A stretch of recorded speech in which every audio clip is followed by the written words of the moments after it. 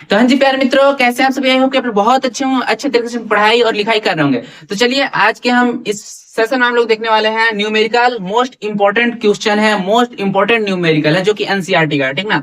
अब देखिए विद्युत आवेशता क्षेत्र में हमने कूलाम के नियम तक हमने पढ़ लिया, ठीक ना। कूलाम के नियम की स्थितियां, कूलाम के नियम की सीमाएं, कूलाम के नियम का डेरिवेशन मैंने सारा चीज करा दिया। अब कूलाम के नियम का हम देख रहे हैं न्यूमेरिकल, उससे रिलेटेड, ठीक ना। अब देखिए हमारा क्वेश्चन क्या बोलता है, हमारा इस डेरिवेशन हमारा इस न्यूमेरिकल को कराने का मकसद हमारा एक यह भी है कि आपको न्यूमेरिकल करने आना चाहिए कि न्यूमेरिकल से हम कैसे किस चीज को निकालते हैं और कैसे हम उसका सोल्यूशन करते हैं और कैसे हम उत्तर को लाते हैं, ठीक। अब आइए हम देखते हैं। एक कूलाम आवेश वाले दो कणों के बीच की दूरी 1 किलोमीटर है, उनके बीच लगने वाले बल की गणना करनी है, ठीक। अगर ऐसे कुछ समझ नहीं है तो आराम से पढ़ते हैं। एक कूलाम आवेश वाले दो कणों के बीच, दो कण हैं, एक कण दो कण, एक को हमने मान लिया Q1, एक को हमने मान लिया Q2। दो कणों के बीच की दूरी कितनी है? इनके बीच की जो दूरी है वो कितना है? 1 किलोमीटर, ठीक ना। इनके बीच की दूरी है 1 किलोमीटर। उनके बीच लगने वाले बल F की हमें गणना करनी है। और क्या इनका मान कितना होता है? 1 कूलाम आवेश वाले, इसका भी मान 1 कूलाम है, इसका भी मान 1 कूलाम है, ठीक। 1 कूलाम। इस डायग्राम को आप बनाना चाहें तो आप इधर बना सकते हैं यहां पास। अभी मैं फिलहाल के लिए इसे मिटा दूंगा, ठीक ना। तो अब हम लिखेंगे दिया है। अब क्या क्या दिया हम देखेंगे, ठीक ना। यहाँ सॉल्व लिखेंगे, फिर लिखेंगे दिया है। 1 कूलाम आवेश वाले Q1 बराबर है Q2 के, जिसका मान कितना दिया हुआ है? 1 कूलाम। गुलाम को आप हिंदी में भी लिख सकते हैं, इंग्लिश में भी लिख सकते हैं, ऐसा कुछ नहीं। गुलाम को सी से हम रिप्रेजेंट करते हैं, लेकिन हम गुलाम हिंदी में लिख रहे हैं, ठीक। अब देखिए इनके बीच की दूरी यानी कि आर, हम जिसको आर बोलते हैं, ठीक ना। गुलाम का नियम आपको पता होना चाहिए, अभी मैं बताऊंगा। आर, यार मार्कर आज नहीं चल रहा है कैसे? आर बराबर कितना है?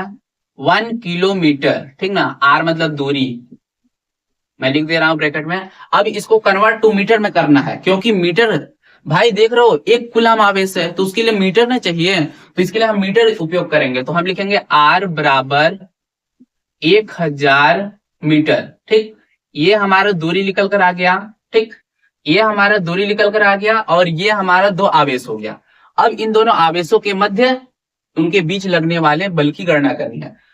F बराबर ज्ञात करना है, ठीक। ये हमें ज्ञात करना है। अब लिखेंगे हम आगे, हम देखते हैं इस चित्र को आप उधर बना लीजिएगा। अब हम देखेंगे कूलाम के नियम से, लिखेंगे आवेशों के मध्य लगने वाला बल। हम लिखेंगे आवेशों के मध्य,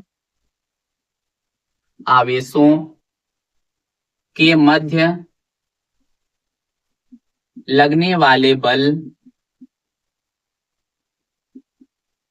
की गणना कूलाम के नियम से, कूलाम के नियम से। अब आपको कूलाम का नियम पता होना चाहिए, मैंने करा दिया ऑलरेडी। अगर आपने नहीं देखा है तो आप प्ले लिस्ट में जाकर देख सकते हैं, मैंने प्रॉपर प्ले लिस्ट बना दिया चैप्टर 1 का पूरा, ठीक। और बायोलॉजी की भी क्लासेस आ रही हैं, केमिस्ट्री की भी क्लासेस आ रही हैं, ठीक। आवेशों के मध्य लगने वाले बल की गणना कूलाम के नियम से करने पर, तो देखो अब कूलाम का नियम क्या है, तो यहाँ लिखो कूलाम का नियम। मैं ऊपर लिखूं या नीचे? नीचे भी लिखता हूं मैं, ठीक। कूलाम का नियम, कूलाम का नियम क्या है आपको पता होना चाहिए। कूलाम का नियम है F बराबर K। एक होता है हमारा K, ठीक ना। K का मान भी आपको पता होना चाहिए, ठीक। F बराबर K। और इन दोनों मतलब देखो यार, अब एक चीज बताता हूं आप लोगों को। ये दो बिंदु आवेश है, ठीक ना। इन दोनों बिंदु आवेशों के मध्य अगर कोई माध्यम नहीं बताया ना, मैंने स्थितियां जब कराया था एसआई पद्धति में, 2 स्थितियां मैंने कराया था। एक पहला, जब वायु या निर्वात इन दोनों आवेशों के मध्य, वायु या निर्वात माध्यम हो, या फिर इन दोनों आवेशों के मध्य कोई परावैद्युत माध्यम हो, कोई अन्य माध्यम हो, ठीक ना। तो उनके लिए अलग अलग सूत्र निकल कर आए थे। तो हमारे को यहाँ पास कुछ नहीं दिया गया, तो हम समझेंगे क्या, इन दोनों आवेशों के मध्य कौन सी स्थिति है? वायु या निर्वात है, वायु या निर्वात है, ठीक ना। हम समझेंगे वायु या निर्वात है। अब वायु या निर्वात के लिए हमने जो फॉर्मूला को फाइंड किया था, फॉर्मूला क्या था? फॉर्मूला था हमारा F बराबर 1/4 pi epsilon 0 into Q1 Q2 upon R square, इतना न्यूटन आएगा, ठीक ना, हमारा मान। तो ये फॉर्मूला को हम यूज करेंगे यहाँ पास K का मान हम वायु या निर्वात वाला रखेंगे। आई होप कि समझ आ रहा होगा। और यहाँ पास 1 अपॉन, चूंकि मैंने बताया था 1/4 पाई एप्सिलॉन 0 बराबर होता है 9 × 10⁻⁹। इतना मान होता है, ठीक ना। ये न्यूटन नहीं होता, ये चीज न्यूटन नहीं होता, क्योंकि हम बल का मान नहीं निकाल रहे, हम के का मान इतना होता। आई होप समझ आया होगा, ठीक। अब देखिए कूलाम का नियम F बराबर हम रखते हैं 1/4 पाई। और मैं एक चीज बता दूं, जो कूलाम का नियम वास्तविकता में जो कूलाम का नियम है, F बराबर यहाँ पास जो K यूज होता है ना, ये F बराबर K into Q1 Q2 upon R square इतना न्यूटन। ये वाले सूत्र से ज्यादा ये वाला सूत्र हमारा यूज होता है, इतना आपको पता होना चाहिए। क्योंकि मोस्टली क्या होता है ना कि दो बिंदु आवेशों के मध्य जो माध्यम होता है ना, हमेशा वायु या निर्वात ही अधिकतर होते हैं, ठीक। तो कभी कभी अन्य माध्यम हो सकते हैं, नहीं तो मोस्टली यही माध्यम होता है और यही चीज यही सूत्र अधिकतर यूज होते हैं, ठीक। तो इतना आपको पता होना चाहिए। तो हमने लिखा 1/4 pi epsilon 0 into Q1 Q2 upon R square इतना न्यूटन, ठीक ना। ये वाला फॉर्मूला को हम यूज करके चलेंगे। अब देखते हैं, हम इसको हमने मान लिया समीकरण नंबर 1, समीकरण 1। इसको मैं डब्बे में पैक करना चाहूंगा तो ज्यादा बेटर रहेगा, ठीक। अब चलिए अब हम आगे देखते हैं।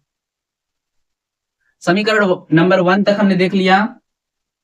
मैं आराम से एकदम सीक्वेंस में कराते चलो, ताकि आपको न्यूमेरिकल करने का पैटर्न आपको पता चले कि हमको कहां से फाइंड करना है, क्या क्या चीज क्वेश्चन में, फिर कैसे करना है। अब इसके आगे हम क्या कर सकते हैं, यहाँ पास हम मान रखेंगे, ठीक ना। तो अब हमें यहाँ पास मान रखने के लिए हमें क्या दिख रहा है, F का मान कुछ है नहीं, Q1 व Q2 का मान 1 है, तो लिखेंगे समीकरण 1 में। अब देखना इधर मैं थोड़ा बॉर्डर दे रहा हूं, ठीक ना। अब लिखेंगे समीकरण 1 में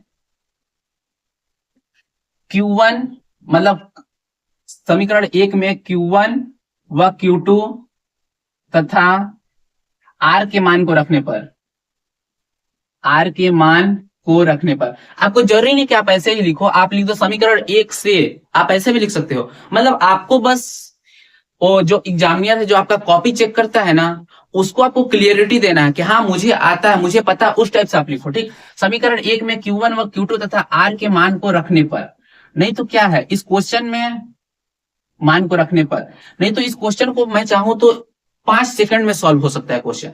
इसमें कुछ नहीं पूछा, बस F का मान पूछा, तुरंत हम सूत्र रखेंगे, सूत्र में हम तुरंत तुरंत मतलब फॉर्मूला में मतलब जो तुरंत हमारा फॉर्मूला में मान को रखेंगे और तुरंत हम सॉल्व कर लेंगे। लेकिन हमें नंबर चाहिए, ये पूरे के पूरे 3 नंबर हमें चाहिए, ठीक ना। ये जो 3 नंबर का डेरिवेशन है, मुझे पूरे 3 नंबर चाहिए। तो उस 3 नंबर को पाने के लिए हम ये चीज को कर रहे हैं, ठीक ना। क्योंकि बोर्ड में नंबर कहां से आता है, लिखेंगे तभी नंबर मिलेगा, ठीक ना। डायरेक्ट उत्तर लिख देने से नंबर नहीं मिलता है। तो देखिए समीकरण 1 में Q1 व Q2 तथा R के मान को रखने पर, तो समीकरण 1 ये रहा हमारा F बराबर 1/4 पाई एप्सिलॉन 0, ठीक। अब Q1 व Q2 का मान कितना है, 1 इंटू 1।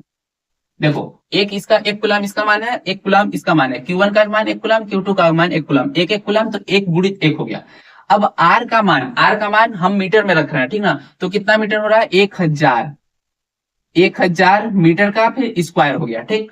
आई होप कि समझ आ रहा होगा, ठीक ना। अब देखिए 1000 मीटर का स्क्वायर हो गया और इतना न्यूटन आ रहा है। अब इसको हम और आगे सॉल्व करेंगे तो हमारा क्या मिलेगा, F बराबर 1/4 पाई एप्सिलॉन 0 इंटू 1/1000 का स्क्वायर, ठीक। अब इसके बाद देखिए हमें सॉल्व कैसे करना है, इस चीज को हम थोड़ा समझते हैं। तो हमने आपको बताया था कि हमारा ये जो होता है 1/4 पाई एप्सिलॉन नॉट का मान क्या होता है। तो यहाँ पर हम लिख सकते हैं, चूंकि 1/4 पाई एप्सिलॉन नॉट बराबर 9 गुणते 10 की घात 9 होता है, ठीक ना। इतना आपको पता होना चाहिए, इतना सबको पता होता भी है, ठीक। अब देखिए 9 गुणित 10 की घात 9 न्यूटन ये हो गया हमारा, बराबर 9 गुणते 10 की घात 9 न्यूटन नहीं है, ठीक, इंटू 1 ये हमारा 1000 का स्क्वायर आ गया, ठीक। अब हम आगे इसी क्रम में हम सॉल्व करते चलेंगे। आपको सॉल्व करना आना चाहिए, मैथमेटिक्स के स्टूडेंट को कोई दिक्कत नहीं होती, बायोलॉजी वालों को दिक्कत होती है। मैं भी बायोलॉजी वाला हूं, ऐसा कुछ नहीं है, लेकिन फिर ठीक। अब देखिए इतना हमारा आ गया, सिस्टमेटिक में बता रहा हूं, इस चूकी को आप लिखेगा और इसको ब्रैकेट में बंद करके इधर किनारे में रखिएगा।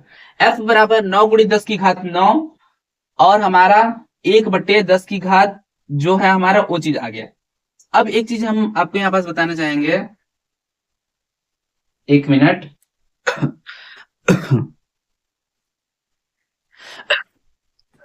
हाँ तो चलिए हम देख रहे थे, सॉरी, हम देख रहे थे 9 गुणित 10 की घात 9 इंटू 1 1000 का स्क्वायर। अब 1000 स्क्वायर को हम 10 की पावर में तोड़ने के लिए हम कोशिश करेंगे। तो 1000 स्क्वायर को हम 10 की पावर में हम कैसे तोड़ सकते हैं? देखिए 1000 है तो इसको 100 गुणते 100 हम करेंगे तो हमारे कितना आ जाएगा? 100 गुणित 100, सॉरी नहीं, 10 की पावर में हमें तोड़ना है तो हो जाएगा हमारा 10 की पावर 3 का पावर 2, ठीक ना। 10 की पावर 3 का पावर 2 हो जाएगा, ये हो जाएगा हमारे 1000। तो 3 की पावर 2 यानी 10 की पावर 6। अब देखो इसको हम 10 की पावर 6 हमारा 10 की पावर 6 को हम करके एक बार देख रहे हैं कि 1000 का स्क्वायर बनेगा या नहीं बनेगा। बनना चाहिए हमारा, ठीक। 10 की पावर 6 बराबर 10 गुणित 10 गुणित 10, 3 का जोड़े हमने एक बना लिया, 10 गुणते 10 गुणते 10, ठीक। ये आपको आना चाहिए, कैलकुलेशन आपकी फास्ट होनी चाहिए। और कैलकुलेशन अगर फास्ट करना चाहते हो तो इसके लिए बताइएगा, इसके लिए मैं एक प्रॉपर सीरीज बना दूंगा कैलकुलेशन फास्ट करने के लिए, ठीक ना। क्योंकि मुझे भी समस्या होती थी और अभी भी होती है, ऐसा मैं नहीं कहता हूँ, कहीं कहीं मैं भी अटक जाता हूँ। तो कैलकुलेशन फास्ट करने के लिए प्रैक्टिस ही बेटर है, तो प्रैक्टिस करिए। और अगर नहीं बनता है तो बिल्कुल ना तो बोलिए कि भैया मुझे प्रॉपर, आप लोग कमेंट करिए कि भैया हाँ मुझे सीखना है कैलकुलेशन फास्ट करने के लिए, तो उसके लिए मैं टाइम निकाल कर 2-4 लेक्चर मैं प्रोवाइड कर दूंगा आपके लिए, ठीक।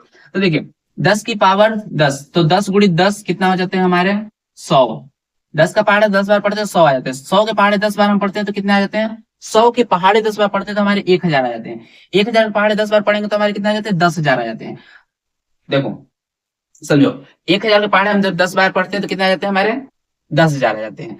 और 10,000 के पहाड़े जब हम 10 बार पढ़ते हैं तो हमारे कितने आ जाते हैं? 1 लाख आ जाते हैं। और 1 लाख के पहाड़े जब हम 10 बार पढ़ते हैं तो हमारे कितने आ जाते हैं? इकाई, दहाई, सैकड़ा, हजार, 10,000, लाख, 10 लाख, 10 लाख आ जाते हैं, ठीक ना। अब 10 लाख में कितने शून्य होते हैं? 6 शून्य होते हैं। अब 1000 की पावर अगर हम 2 करें तो हमारे कितने शून्य आ जाएंगे? 1000 गुणते 1000, हमारे 1 2 3 4 5 6 इकाई, दहाई, सैकड़ा, हजार, 10,000, लाख, 10 लाख आए हमारे 10 लाख। इस प्रकार से हम इसको तोड़ के हम लिखेंगे, क्योंकि हमें पावर में चाहिए, ठीक ना। हमें यहाँ पास पावर में चाहिए, तो ये हमने लिख दिया। हाँ, किसी को और शॉर्ट तरीका पता होगा तो उससे भी आप सॉल्व कर सकते हो, ऐसा नहीं है। और अगर आपसे इससे आगे अगर नहीं बनता है तो अगर आप यहां तक भी अगर न्यूटन करके अगर आप छोड़ोगे ना तो आपको नंबर प्रॉपर मिलेंगे, ऐसा नहीं है। आधे नंबर आपके बस कटेंगे क्योंकि आपने आंसर प्रॉपर नहीं लिखा, इसलिए बस आपके आधे नंबर कटेंगे। हालांकि आपको 2.5 नंबर फिर भी तो मिल जाएंगे ना, लेकिन अगर आपके पास टाइम रहेगा तो आप सॉल्व करके ही आइएगा इसे, ठीक। तो ये हमारा बनता है एफ बराबर 9 गुणित 10 की घात 9, 9 गुणित 10 की घात 9 अपॉन में, एक को हम छोड़ दिए, एक का गुणे में चला गया, इसको हम लिख देते हैं फिर भी, बटे 10 की घात हमारा कितना हो गया? 6 आ गया, ठीक। अब इसको हम फिर से एक बार सॉल्व करते हैं, आगे चलते हैं। 9 गुणित 10 की घात 9, तो ये ऊपर में जाएगा तो हो गया 9 गुणित 10 की घात 9 माइनस में जाएगा, ठीक ना। माइनस में 10 की घात 6 है तो ये 6 माइनस में चला जाएगा। फिर ये आ जाएगा हमारा एफ बराबर 9 गुणित 10 की घात 9 में से 6 गया 3। आपको पता होगा कि जो नीचे वाला चीज होता है ऊपर जाता है तो माइनस हो जाता है, ठीक। तो 9 गुणित 10 की घात 9 गुणित 10 की घात 3 न्यूटन, ये हमारा आंसर आया, ठीक। अब देखिए ये हमारे आंसर आ गए, इसको हम लिखेंगे उत्तर, ठीक। अब हमारा क्वेश्चन क्या बोलता था? एक कूलम आवेश वाले 2 कणों के बीच 1 किलोमीटर की दूरी है, उनके बीच लगने वाले बल की गणना कीजिए। लिखना फिर अतः लिखोगे तो ज्यादा एग्जामिनर पर प्रॉपर एकदम लगता है कि हाँ बच्चा जानता है, उसको ऐसा लगता है। तो लिखना अतः दोनों आवेशों के बीच, इसको नीचे आप लिखना, मैं ऊपर में लिख रहा हूं तो इसका मतलब ये नहीं है। दोनों आवेशों के बीच लगने वाला बल, दोनों आवेशों के बीच लगने वाला बल F बराबर 9 गुणित 10 की घात 3 न्यूटन होगा, ठीक। इतना अगर आप प्रॉपर लिखोगे, एक बार देख लीजिए अच्छे से और इसका स्क्रीनशॉट ले लीजिए, ठीक। अगर इतना आप प्रॉपर लिखोगे तो आपको एक सेकेंड,